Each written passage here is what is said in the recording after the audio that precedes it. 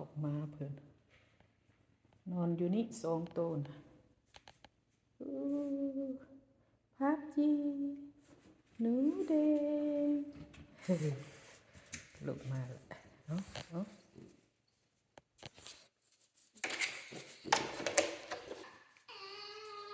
เบิ่งรถน้อยลูน่าไปเรียนสับลาบอยู่อันนี้เฮือนครัวได้ดิ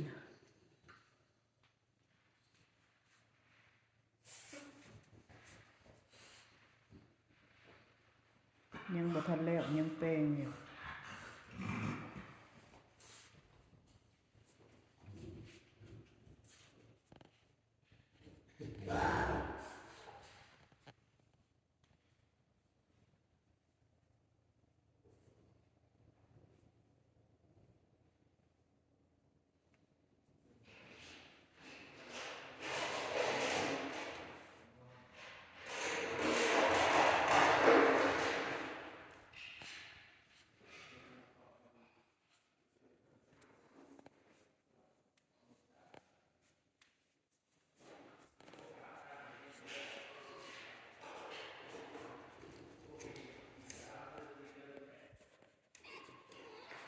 เฮือนครัวเพิ่น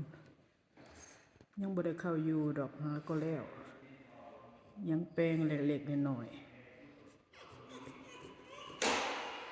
โซฟาก็ยังบ่ได้เอามาเถื่ออีก2 ทิศว่าซั่นเฮือนครัวกับห้องรับแขกติดกัน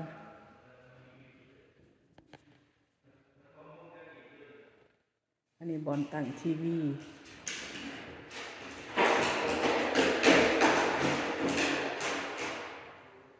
ยังแป้งอยู่ข้างนอกก็ยังบ่แล้วนี่เต้นกี้นี่มีใส่พรมเบิดนี่นะกระเป็ด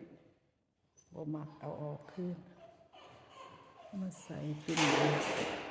มาบูเป็นยังผับจีดีดหลายจะหน่อยเอาออกไปอยู่นอกเด้อเจ้าดีดหลายเด้อผับจี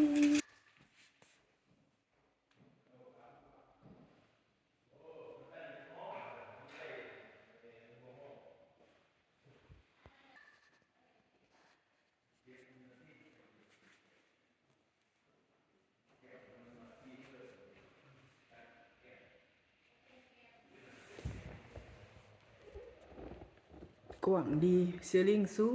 งนะ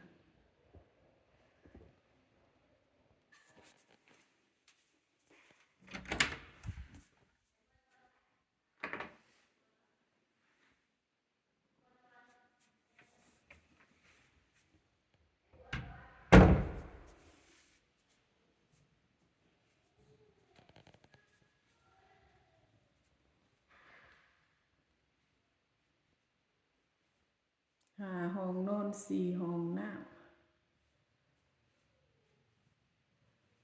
คุ้มแถวนี้เฮือนเขาปลูกใหม่ได้นี่นะ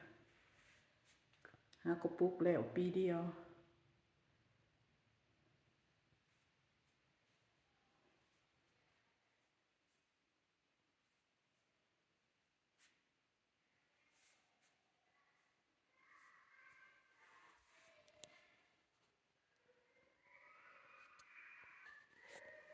โอ้เสียงลูน่าไห้แหละ